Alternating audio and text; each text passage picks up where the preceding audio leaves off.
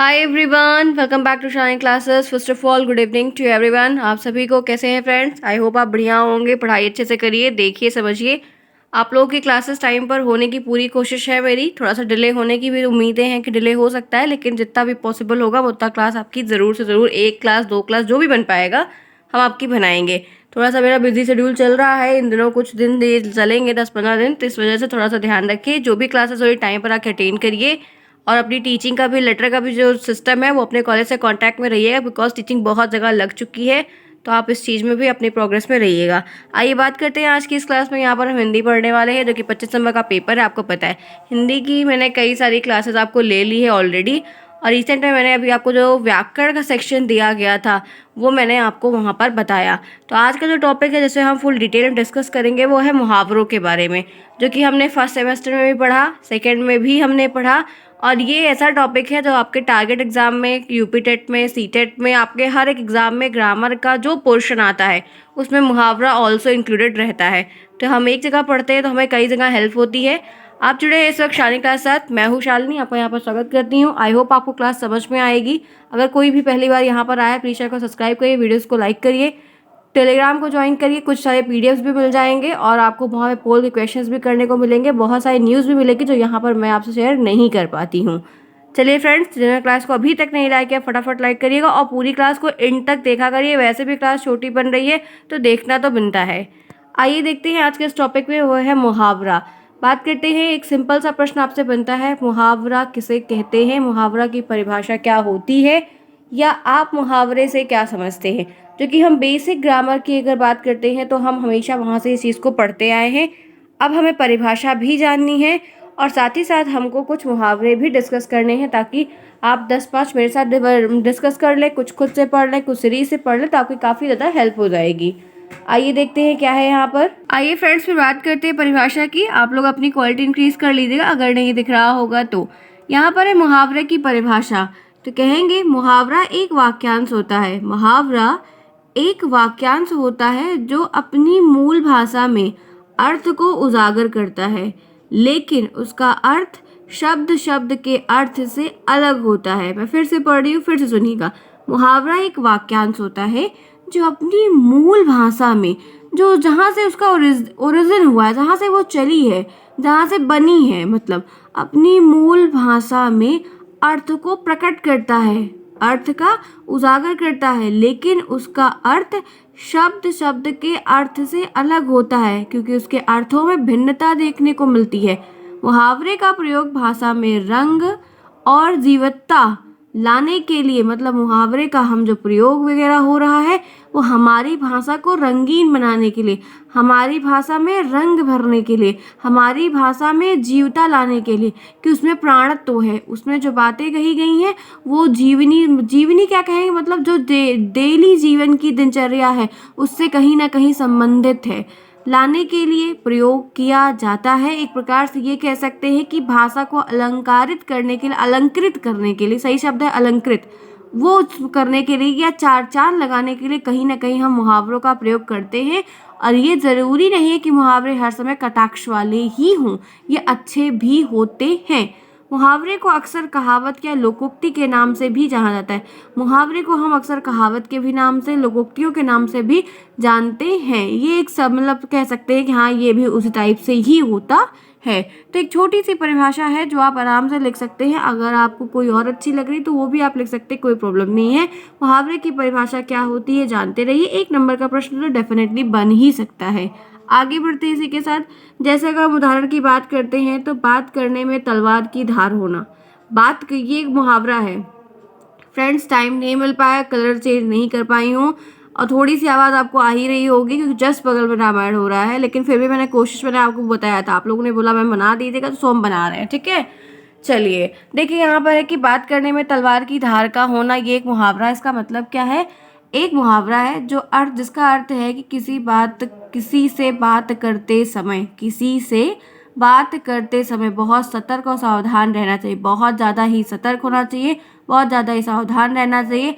यहाँ तलवार का उपयोग एक संक्षेप में उस स्थिति को व्यक्त करने के लिए किया गया है जब हम तलवार की धार के खतरे से बचने के लिए सतर्क रहते हैं, क्योंकि हम शायद हो सकता है कि वो हमसे कुछ जानना चाह रहा हो या कुछ इनडायरेक्टली उसको कुछ करना हो या कोई बात हो। इस वजह से कहा जाता है कि बात करने में तलवार की धार होना। किसी से भी अनजान व्यक्ति हो या जान वाला है, अपना हो बहुत तो बात अलग है। अगर कोई अनजान व्यक्ति है तो पहली बात बोलना नहीं चाहिए, बिल्कुल भी नहीं बोलना चाहिए। और अगर कोई काम पड़ता भी है तो बहुत ही अलर्ट के साथ और डिस्टेंस बनाकर बात करनी चाहिए। ठीक है, तो ये एक छोटी सी देखिए। अब आपको प्रश्न बनेगा मुहावरा किसे कहते हैं, इस परिभाषा मतलब कि इसकी परिभाषा लिखिए। उसमें ये बात नहीं मेंशन रहेगी कि आप उदाहरण भी देखिए। अगर आप अपनी बहादुरी दिखाना चाहते हैं, अपने प्रेजेंस ऑफ माइंड का यूज़ करना चाहते हैं, तो जैसा कि मैंने आपको हमेशा बताया कि आप मुहावरा लिखिए, मुहावरे की परिभाषा को वहाँ पर दीजिए और साथ ही साथ आप उसके नीचे जो है आप उसका एक छोटा सा उदाहरण भी दीजिए। वो काफ़ी बढ़िया होगा, प्रेफरेबल रहेगा आपको अच्छा नंबर दिलाने में in comparison to other student. Clear? आगे बढ़ते हैं, आइए पढ़ते हैं, चलते हैं फ्रेंड्स। बात कर लेते हैं मुहावरे की कुछ विशेषताएं हैं। लिखने को आता है कि मुहावरे की 2 विशेषताएं बताइए, मुहावरे की 3 विशेषताएं कोई बताइए। तो ये आपको बड़े वाले प्रश्न में भी आ सकता है, वेरी शॉर्ट वाले में भी आ सकता है। आगे चलिए, ठीक है। तो पहली बात करते हैं, अगर पहले हम विशेषता की बात करते हैं तो अलग अलग भाषाओं में मुहावरे होते हैं। जी हाँ, जैसे भाषाएं अलग अलग होती हैं हर रीजनल क्षेत्र की, वैसे अपने मुहावरे भी अलग अलग होते हैं। हर भाषा के अपने विशिष्ट मुहावरे होते हैं, उस भाषा की संस्कृति और इतिहास को दर्शाते हैं। मुहावरे क्या करते हैं, आप ये बात इसकी विशेषताओं में ही देख सकते हैं कि मुहावरे उस भाषा की जो संस्कृति होती है, उस भाषा का जो इतिहास होता है उसको दर्शाते हैं। कहीं ना कहीं किसी रूप में वो उसको वहाँ पर रिप्रेजेंट करते हैं। मुहावरे सीधे अर्थ के साथ नहीं होते। मुहावरे जो होते हैं ना वो सीधे एकदम एक एग्जैक्ट टू वो अर्थ के साथ नहीं होते हैं। वे अलंकार के रूप में भी काम करते हैं जिन्हें जीवंत और रंगीन बनाते हैं। वे अलंकार के रूप में भी सम्मिलित होते हैं और उस भाषा को काफ़ी रंगीन और जीवंत बना देते हैं।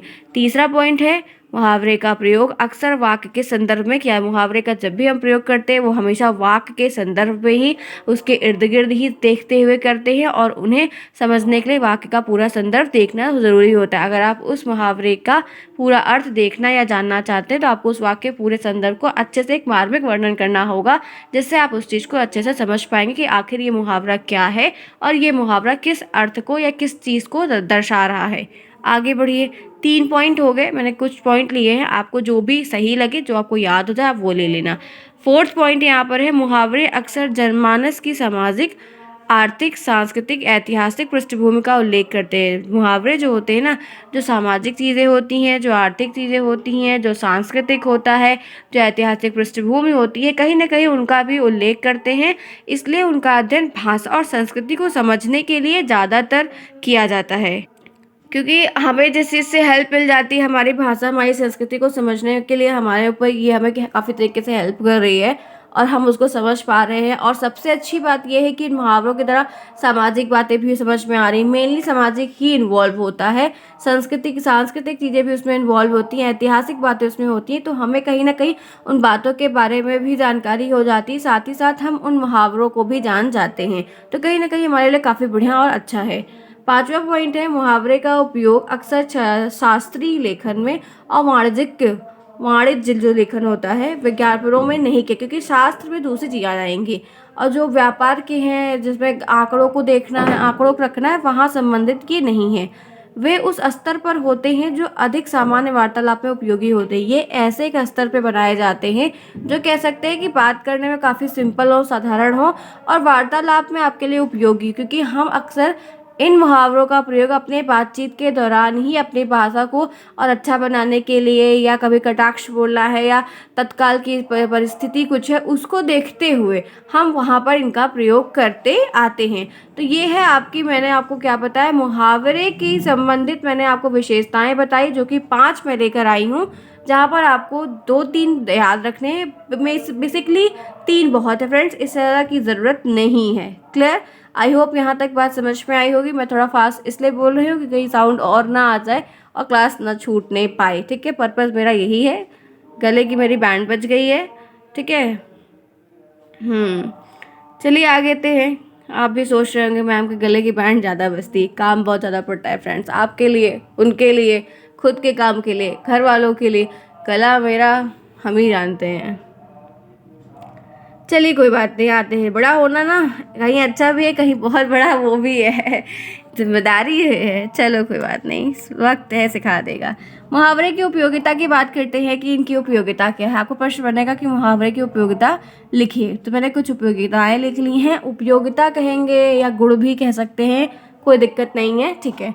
कहाँ पर प्रयोग कर रहे हैं, क्या क्या चीज़ें हैं वो मैं बताऊँ। पहला पॉइंट है, मुहावरे वाक्य को जीवंत और रंगीन बनाते हैं। ये 3-4 बातें मैंने अब की बार ना वही बातों को 3-4 बारी ले दी है। रीज़न क्या है पता है, कि वो चीज़ हमें ना कहीं यूनिक हो जाती है। जो चीज़ यूनिक रहेगी वो मैं बार बार रिपीट करूँ। जैसे मुहावरे वाक्य को जीवंत और रंगीन बनाते हैं, ये काफ़ी बढ़िया और एक परफेक्ट लाइन है जिसको हम याद करके लिख सकते हैं, बता सकते हैं, ठीक है। इनका प्रयोग वाक्य की क्या है, चर्मदहनता को दूर करता है और बेहतरीन अर्थ देने में मदद करता है। मतलब वाक्य में जो दिक्कतें हैं, जो वाक्य से चीज़ें स्पष्ट नहीं हो रहे हैं, उनको बेहतरीन तरीके से सामने लाने के लिए, उनकी बहुत अच्छी ख्याति को दूसरे के सामने अभिव्यक्त करने के लिए कहीं ना कहीं हम मुहावरों का प्रयोग अपनी हिंदी की भाषा में अक्सर करते हुए आए हैं।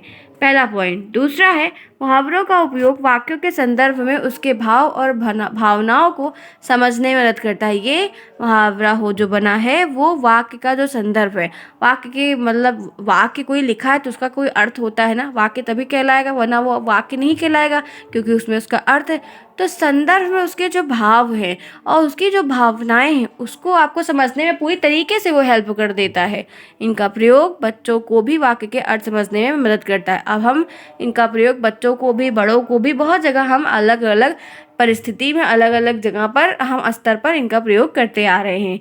तीसरा पॉइंट है, मुहावरों का उपयोग वाक्य को अधिक आकर्षक बनाने के लिए किया जाता है। हम मुहावरों का जो प्रयोग कर रहे हैं वो बहुत ज़्यादा ही उसको अधिक और आकर्षक, अच्छा बनाने के लिए प्रयोग किया जाता है। इनका प्रयोग वाक्य की भावनाओं की गहराइयों में देखा जाता है और जीवंत बनाता है। जो वाक्य की गहराई होती है कि वाक्य आपको क्या लिखा है, वाक्य आपको क्या दर्शाना चाहता है, वाक्य आपको क्या बता रहा है या क्या कह रहा है, तो इन सारी बातों को आकर्षक बनाने के लिए और आकर्षक तरीके से जब कोई बात हमें कही जाती है तो शायद हम उस पर ज़्यादा गौर करते हैं। हमें नॉर्मली बोली जाए तो हम बिल्कुल भी नहीं सुनते हैं, देखते ही नहीं हैं, बट अगर उसमें कुछ है तो हम उसको ज़रूर करते हैं। तो कहीं ना कहीं उस चीज़ को, उस वाक्य को, उस कथन को इतना बढ़िया तरीके से करने के लिए इनको बनाया ही गया है, ठीक है। थोड़ा सा इसमें लय वय भी आ जाती है। चौथा पॉइंट है, मुहावरों का उपयोग वाक्य में प्रयोग किए जाने वाली शब्दों की व्याख्या करने में हेल्प करता है। मुहावरा जो होता है, जो एक वाक्य लिखा है, वाक्य जो होता है शब्दों से मेल को वाक्य कहते हैं, शब्दों के सार्थक मेल को वाक्य कहते हैं, जिसका अपना खुद का अर्थ हो। तो इन मुहावरों का प्रयोग वाक्य में जो शब्द प्रयोग किए जाते हैं उनकी व्याख्या करने में आपको बहुत मदद करता है, और आप इनका प्रयोग करके इन्हें समझने के लिए, इनके अर्थ को समझना आसान बना देते हैं। क्योंकि अगर हम, कभी कभी ऐसा होता है कि मैंने मुहावरे जो खुद से बहुत ज़्यादा सीखे, तो मैंने पढ़ के कम सीखे हैं, वो अपने दादाजी से और तमाम लोगों से जो परिवार संबंधी बड़े हैं उनसे मैंने उनकी बोल पे, वो उस परिस्थिति पे बोलना, कभी हंसी मजाक में बोलना, कभी किसी को टॉन्ट मारने के लिए बोलना, या तमाम चीज़ें जितने भी उन लोगों ने बोली है, तो वो मुझे श्लोक, वो मुझे मंत्र, वो मुझे ऐसी जो विद्याएं हैं, ऐसी जो चीज़ें हैं, वो मुझे अपने उनसे मिली है, पढ़ के कम मिली है, ठीक है। पढ़ता कौन है, ये तो मज़े मज़े में सब सीख जाते हैं। तो मैंने भी जो सारी चीज़ें सीखी वो ऐसे सीखी है, क्योंकि बोला जाता है अक्सर, क्योंकि हम लोग मॉडर्न ज़माने के हैं, पढ़ रहे कर रहे हैं, बट पीछे के ज़माने के लोग वैसे ही आज भी हैं। तो कहीं ना कहीं ये सारी चीज़ें आप देखते हो कि गांव में कुछ ज़्यादा ही कट बैठ ही कहते हैं और तमाम चीज़ें कहते हैं, तो वो देखने को बहुत मिलती है, ठीक है। बड़ों के पास बैठने में कोई बुराई नहीं होती, ज्ञान बहुत अच्छा मिलता है, हर चीज़ सिखाते हैं, हर तरीके से सिखाते हैं। हाँ, बस ये है कि अच्छे होने चाहिए। चलिए आइए बात करते हैं, मुहावरों का प्रयोग भाषा और संस्कृति के समझने में मददगार होता है। जी हाँ, भाषा की जो संस्कृति है, जो उसकी सुंदरता है, उसको समझने में आपकी बहुत हेल्प करता है, और वे उस स्तर पर होते हैं जो अधिक सामान्य वार्तालाप में उपयोगी होते हैं। ये इस लेवल के होते हैं जो आपके वार्तालाप को उपयोगी भी बनाते हैं, साथ ही साथ बहुत ही सामान्य कर देते हैं, जिससे किसी को भी प्रॉब्लम ना हो, ना कहने वाले को हो और ना ही समझने वाले को हो। Clear friends? तो मैंने यहाँ पर आपको उपयोगिता के भी 5 पॉइंट लेके आए, कोई 3 आप इसमें से या 2 आप इसमें से ज़रूर याद रखिएगा, बाकी के छूट भी जाएंगे, नहीं याद हो रहे हैं तो कोई बहुत मेजर प्रॉब्लम नहीं है। आगे बढ़ते इसी के साथ। चलिए अब देखिए फ्रेंड, जितनी इंपॉर्टेंट बात मुहावरे के टॉपिक से थी वो मैंने आपको क्लियरली बताया। अब मैं कुछ मुहावरे भी लेकर आई हूँ जिन पे हम फुल डिटेल में डिस्कस करेंगे, जो प्रश्न के तौर पर भी बनते आए हुए कई बार प्रश्नों में हैं, ठीक है। तो पहला है मुहावरा, आँखों का तारा। आँख की पुतली, मुहावरा है आंखों का तारा होना या आँख की पुतली। ठीक है, बहुत सिंपल सा, आंखों का तारा। ये जो 2022 में उसका टेट का पेपर हुआ था, देख लीजिएगा आप लोग प्रैक्टिस के दौरान या गूगल कर लीजिएगा। 2022 में टेट का जो पेपर 23 जनवरी को हुआ था, दोबारा रिपीट हुआ था, उसमें आंखों का तारा होना एक प्रश्न आया हुआ है। मैं अभी रिसेंट में बता रही हूँ क्योंकि मैंने पेपर देखे हुए थे। तो यहाँ पर है कि आंखों का तारा होना और आँख की पुतली होना, तो ये मुहावरा है। इस मुहावरे का अर्थ है बहुत प्यारा होना, बहुत प्यारा। आंखों का तारा बहुत प्यारा। वाक्य में प्रयोग करेंगे तो यह बच्चा मेरी आंखों का तारा है, क्योंकि हर एक बच्चा अपनी माँ बाप का आंखों का तारा होता है, आंखों का प्रतीत होता है। तो आंखों का तारा होना आप लोग है कि नहीं है? बिल्कुल होंगे। ठीक है, क्योंकि हर बच्चे के लिए माँ बाप है, हर माँ बाप के लिए बच्चे आंखों के तारे के समान होते हैं। चलिए, मुहावरा दूसरा, खून का प्यासा। खून का प्यासा कौन है यहाँ पर? खून का प्यासा, खून का प्यासा होना। ठीक है, अर्थ है जानी दुश्मन होना। प्रयोग करेंगे अगर हम वाक्य में तो क्या लिखेंगे? उसकी क्या बात कर रहे हो, वो तो मेरे खून का प्यासा है।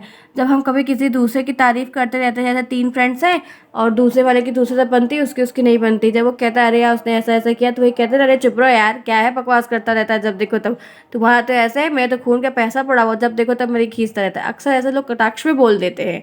तो ये यहाँ पर देखने को मिलता है, जो कि है खून का प्यासा होना, जानी दुश्मन होना। उसकी क्या बात कर रहे हो, वो तो मेरे खून का प्यासा हो गया है। तो ये दूसरा हो गया। ठीक है, आइए तीसरा, खून ठंडा होना। खून ठंडा होना, उत्साह से रहित होना या भयभीत होना। खून ठंडा होना, उत्साह से रहित होना या भयभीत होना। आतंकवादियों को देखकर मेरे तो खून ठंडे पड़ गए। जब हम कभी चोरी या तमाम चीज़ें हैं, कुछ भी और है, या हमारे सामने से कोई घटना हो गई है जिसका दृश्य हम भूल नहीं पा रहे हैं कहीं ना कहीं, तो वही चीज़ वो हम जैसे उसका हमारे खून ठंडे पड़ जाते हैं, रोंगटे खड़े हो जाना कहीं ना कहीं। खून ठंडा होना, रोंगटे खड़े हो जाना, ये सारी चीज़ें दोनों में सिमिलरिटी, ये समरूपता है कि हम ऐसा कोई जैसे अक्सर जा रहे हैं, देख रहे हैं, कोई एक्सीडेंट हो गया हमारे सामने या कुछ और भी चीज़ें घटित हो गई, सडनली कोई रास्ते में कुछ हो गया, पुल वुल टूट गया, कुछ भी हो गया और ऐसा हो गया ऑन द स्पॉट, किसी की डेथ हो गई समथिंग, तो वो वर्णन हमारे आँखों से कहीं ना कहीं हट नहीं पाता है। मतलब मैंने ऐसे एक बार लाइफ में एक गाय को जलते देखा, अब 4-5 साल हो गया, क्या रीज़न था मुझे एग्जैक्टली कंडीशन नहीं याद आ रही, बट मैंने एक गाय को जलते हुए देखा, वो फिर जल गई और बाप रे, मतलब हद नहीं है, इतना बदतमीजी किया है कुछ जात के लोगों ने किया था, ऐसा देखने को मुझे मिला। मैंने अपनी आंखों से देखा बट कुछ कर नहीं पाई, जिसका बहुत टाइम तक मुझे मलाल रहा, क्योंकि वो एक इंसान है, भाग रहा है, कर रहा है, वो बंधी हुई थी, मतलब बहुत बेकार कंडीशन थी। तो वो चीज़, वो अभी तक की लाइफ का मेरा सबसे भयानक वो था जो मैंने ऐसा कुछ देखा। गाय को, वैसे मुझे जानवर बहुत पसंद है, चाहे वो गाय हो चाहे कुछ भी हो, वैसे जितने भी पेट्स एनिमल होते हैं मुझे बहुत पसंद है। मैं कितना भी होता है लेकिन बहुत करती हूँ। ठीक है, चलिए कोई बात नहीं, फिलहाल के लिए तो ऐसे ही कुछ यहाँ पर उदाहरण है। फोर्थ देखिए यहाँ पर क्या है, गढ़ फतेह करना। फोर्थ है गढ़ फतेह करना, यानी कि अधिक कठिन काम करना, बहुत कठिन काम करना। आईपीएस पास करके दीक्षा ने सचमुच गढ़ फतेह कर लिया। तो ऐसे आप बहुत सारे वाक्य बना सकते हैं, बहुत आसान से, सिंपल सिंपल से हैं। जब हम कहीं विजय कर लेते हैं, विक्ट्री हो जाती है हमारी। पांचवा देखिए, गधे को बाप बनाना। ये तो बड़ा बहुत मुश्किल काम है लेकिन बनाना पड़ता है, मैं भी बनाती हूँ। गधे को बाप बनाना, जैसे क्या है कि काम निकलवाने के लिए मूर्ख की खुशामद करना। वाक्य में है कि कार्तिक गधे को बाप बनाना अच्छी तरह से जानता है। हमें जब अभी किसी व्यक्ति से काम निकलवाना होता है तो गधा भी है, उसके पास बुद्धि विवेक नहीं है, उसकी मूर्खताएं हैं, लेकिन हमें अपना काम निकालने के लिए, करने के लिए ऐसे रास्तों से गुजरना पड़ता है। और ये चीज़ प्राइवेट सेक्टर के काम में बहुत ज़्यादा देखने को मिलती है। जो कभी हमसे सीनियर रहे हैं या कुछ भी रहा है, उनकी खुशामद करने के चक्कर में हमारी बैंड बच जाती है, क्योंकि वो कंप्लेंट कर देते हैं। वो एक हम लोग के काम में क्या होता है कि एक रिपोर्ट जनरेट होती है, महीने भर का काम होता है, हर व्यक्ति का एक फीडबैक का कॉलम बनता है, तो उसमें कई सारे लोग जो है अपने फीडबैक देते हैं, फला व्यक्ति ऐसा है, स्टाफ मेंबर सारे लोग देते हैं।